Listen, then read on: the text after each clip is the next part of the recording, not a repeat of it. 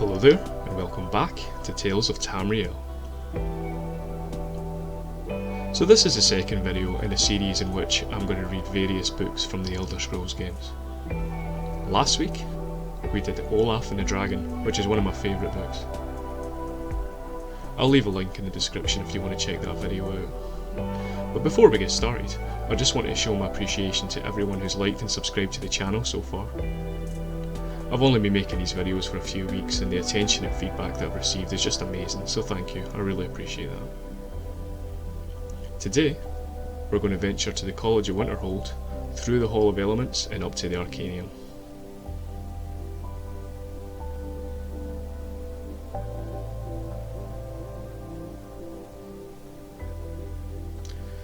The book we're going to read today is Wispmother. Now I don't think I've actually read this book fully through before, so I'm really looking forward to this one. So, without further ado, let's just dive right in.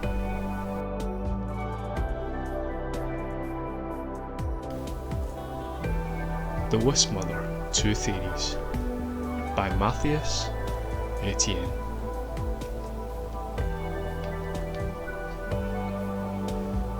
Among the folk tales from the northern reaches of Skyrim, few subjects are as popular as the Wispmother, ghostly women who lure unsuspecting travellers to their doom, steal children, and take vengeance on those who wronged them in their life.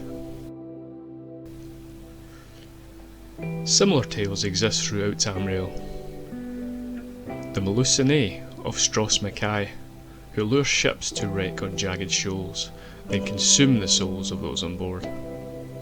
The Serpentine of Chalice of Black Marsh, the Amrunal of Valenwood.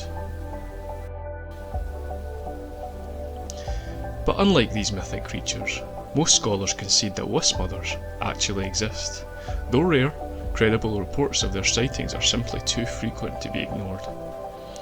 Herein, a synopsis of what can be gleaned from the provincial legends and the dominant theories on what they may actually be. So this book is broken into two sections, the first of which explores the Wispmothers and the second, Wisps. Wispmothers. Most tales agree on only a few basic facts about Wispmothers. They are always female. They take the form of human, some say elven, spirits, wreathed in mist and decaying rags. They have an affinity for frost magic, rarely appearing in more temperate climes. But beyond that, the tales differ wildly. Some say they are ghosts, waiting to be laid to rest. Others say they are the remains of some snow elves who once ruled Skyrim. Some say they are native to Halmarch, or the north more generally.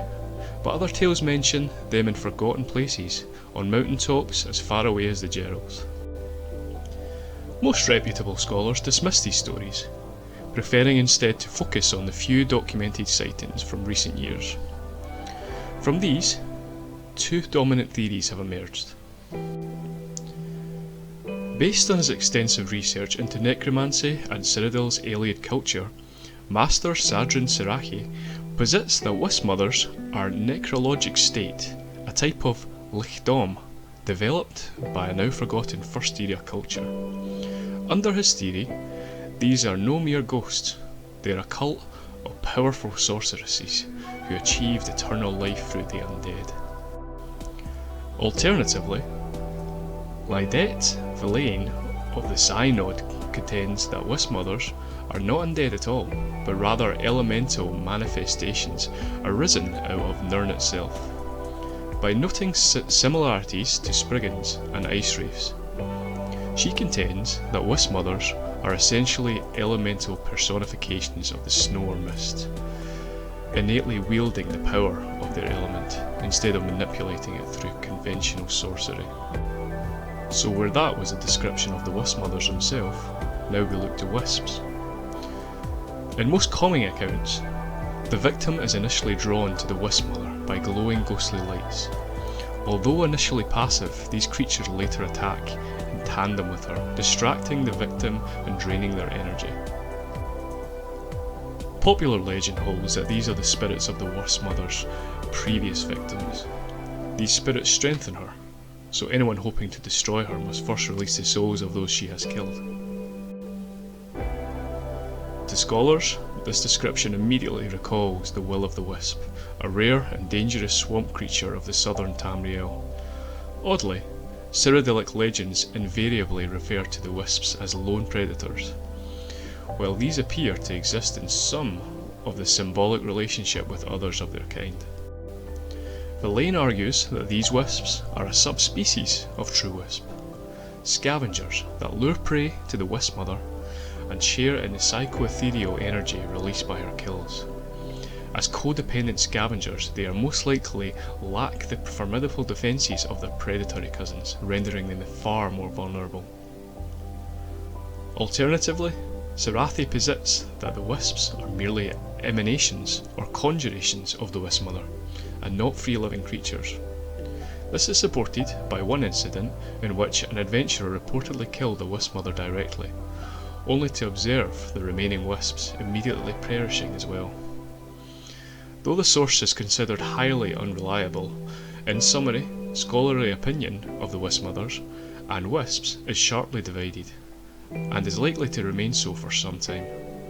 But all sources agree on one crucial point: these are highly dangerous foes, and should be avoided at all costs. And that concludes our reading of Wispmothers and Wisps. I hope you enjoyed that as much as I did. Wispmothers are one of my favourite additions to the Elderscrolls lore. I love the mystery and uncertainty about their existence, and it's only theories that make up what they are. Almost like mermaids that were believed to drive pirates to ruin, but in this case it's the frozen wastes of Skyrim, and bright lights and feminine charms drive Nords to death, which is just something really interesting. So yeah, thank you for either coming back, or if you're visiting the channel for the first time, feel free to check out my other videos. I'll leave a link in the description to the first video in this series. I try to keep this mellow and relaxed and quiet, a little change from the usual noise from outside in the world right now. But if you could like and subscribe to check out any more of my videos, that would be greatly appreciated, and thank you.